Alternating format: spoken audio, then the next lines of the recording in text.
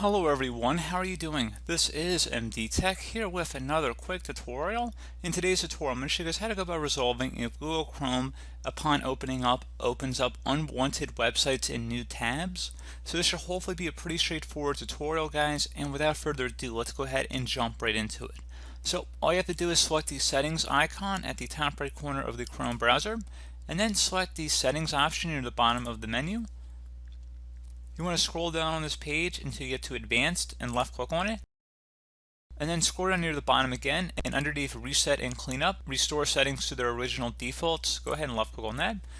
This action will reset Chrome settings and Chrome shortcuts. It will disable extensions as well as deleting cookies and other temporary site data. Bookmarks, history, and saved passwords won't be affected. And you can send the statistics over to Google as well. I'm going to uncheck that for this tutorial, but you can keep it checkmarked. It doesn't make a difference either way in the outcome that we are looking for here. And go ahead and left click on reset settings.